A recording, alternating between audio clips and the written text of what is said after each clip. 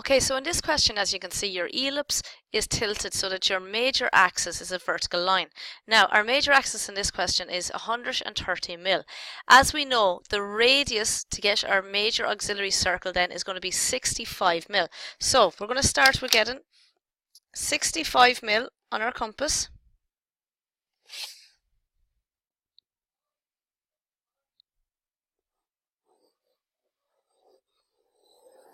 We're going to draw our major auxiliary circle. Once we draw our major auxiliary circle, I'm going to get my major axis. And once we have our major axis, that gives us 2 points on our curve straight away. Now, the next thing I need to get is my minor auxiliary circle. The minor axis is 80 mil. Half of 80 is going to give me 40 mil. Using the same center point, we're going to draw my minor axis, and in this question my minor axis is going to be a horizontal line, and we're just going to get their next 2 points there.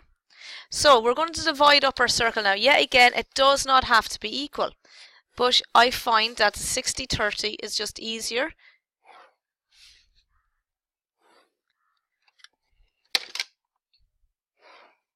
So this line hits my major circle.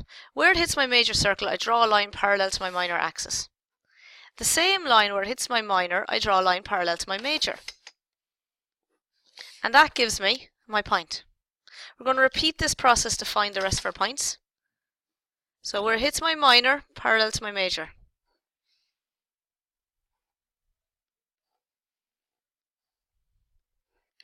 Where it hits my major, parallel to my minor.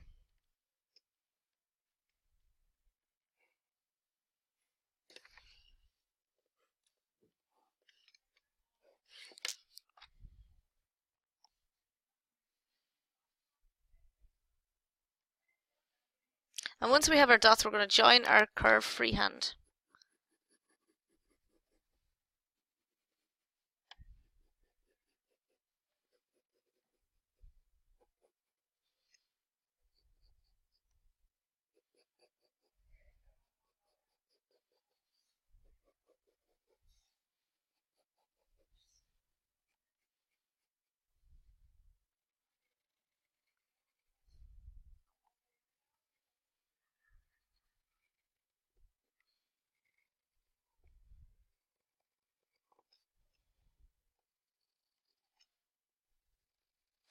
Try to avoid those little bumps.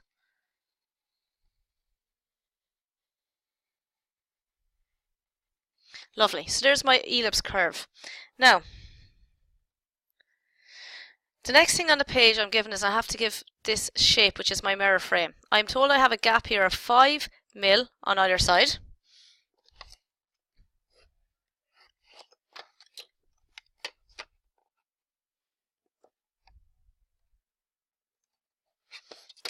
Those 2 points, we're going to draw 2 vertical lines.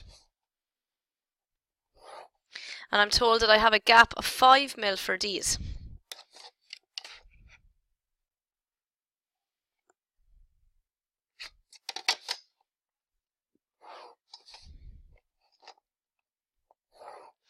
Now, I have to measure up a distance of 10, then measure down 65, 10, 5 and 10.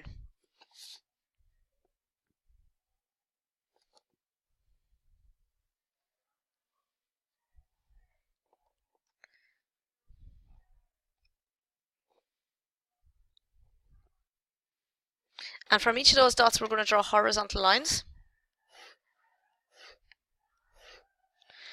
Okay, so we can get our shape now.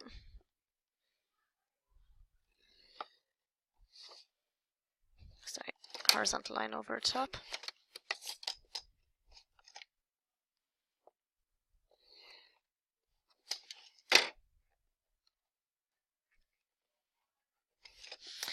I have here a curve, a radius. If we look at our question, it's radius 10 because the distance from this line to this line has to be a distance of 10. So to find that center point, I'm going to measure in 10 on the left and measure in 10 on the right, and that gives me my center point.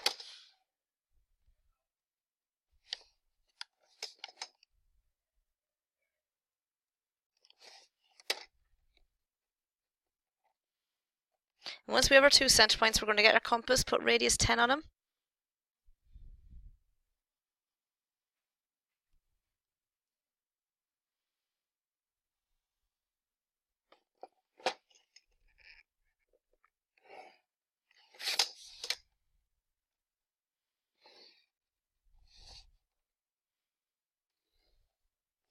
Now, the final thing we have to do is we have to get this arc here. So first thing, we have to measure in 25 and 25.